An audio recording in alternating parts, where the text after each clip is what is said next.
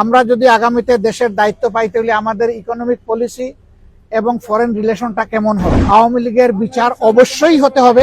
আমরা আগামী নির্বাচনটা পিআর ভিত্তিতে করতে চাই, যেটা ইতিমধ্যেই আমরা বলেছি, আপনারা জানেন। আপনারা ইতিমধ্যেই জেনেছেন মিডিয়ার মাধ্যমে এবং এখানে এসেও জেনেছেন যে আমেরিকার 2 জন ডেপুটি অ্যাসিস্ট্যান্ট ফরেন সেক্রেটারি আজকে আমাদের দেশ ভিজিট করছে। আমাদের সাথে এটা তাদের দ্বিতীয় মিটিং। এর আগে তারা বিভিন্ন পাবলিক এবং প্রাইভেট বিশ্ববিদ্যালয়ের ভিসিদের সাথে বসেছিলেন। সেখানে মত বিনিময় করার পরে রাজনৈতিক দল হিসেবে আমাদের সাথে তারা প্রথম বসেছেন। তাদের সাথে আমাদের খোলামেলা কথা হয়েছে। তারা বাংলাদেশের বর্তমান রাজনৈতিক অবস্থা জানতে চেয়েছেন। তারা আগামী ইলেকশন কখন হবে, কিভাবে হবে, এটা জানতে চেয়েছেন। তারা জানতে চেয়েছেন যে সবগুলা দল রিফর্ম চাচ্ছে, সেই রিফর্মটা কি হতে পারে, আমরা কি চাচ্ছি। আমরা যদি আগামীতে দেশের দায়িত্ব পাই তাহলে আমাদের ইকোনমিক পলিসি এবং ফরেন রিলেশনটা কেমন হবে। তারা রিজিওনাল বিভিন্ন বিষয়ে, আঞ্চলিক বিষয়গুলো আমাদের কাছ থেকে জানতে চেয়েছেন। আমরা এই সমস্ত বিষয়ে তাদের সাথে খোলামেলা কথা বলেছি। তারা মাইনরিটি ইস্যু নিয়ে কথা বলেছেন। তারা এখানে ওমেন্সদের রাইটস নিয়ে কথা বলেছেন। তারা লেবার রাইটস নিয়ে কথা বলেছেন। আমরা এই সবগুলা বিষয়ে তাদের সাথে কনভারসেশন করেছি। এর পাশাপাশি আমরা তাদেরকে অনুরোধ করেছি যে আমাদের দেশ এখন একটা ক্রিটিক্যাল জাংচারে আছে, একটা ক্রুশিয়াল টাইম পাস করছে। এই সময় আমেরিকার পক্ষ থেকে 37% যে ট্যারিফ ইম্পোজ করা হয়েছে, এটা যেন তারা পুনর্বিবেচনা করে। এবং আমরা অনুরোধ করেছি আমাদের এই অনুরোধ তারা যেন পৌঁছে দেন। আমরা জানি ইতিমধ্যে আমাদের সরকারের পক্ষ থেকে একই অনুরোধ ফরমাল চিঠির মাধ্যমে জানানো হয়েছে।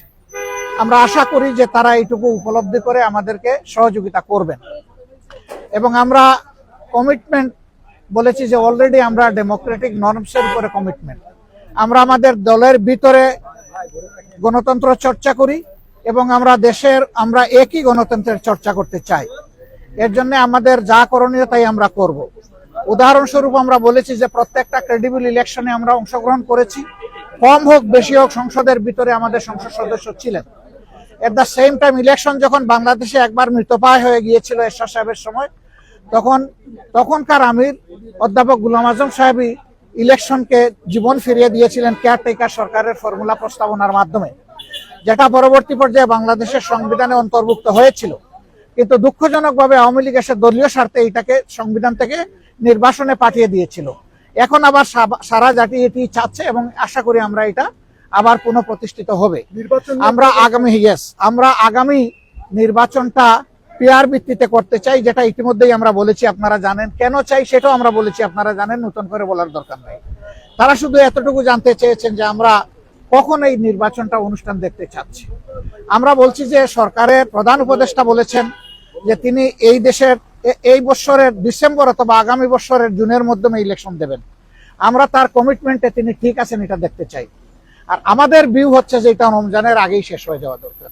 ওই জুন পর্যন্ত অপেক্ষা করলে তখন বর্ষা, ঝড় ঝাপটা, বিভিন্ন ধরনের প্রাকৃতিক দুর্যোগ আসবে, তখন আবার ইলেকশনটা অনিশ্চিত হয়ে যাওয়ার আশঙ্কা দেখা দিবে।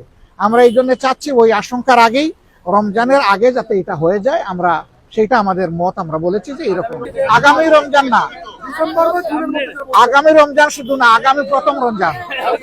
আগামী অনেক রমজান আসবে, তবে আগামী প্রথম রমজানের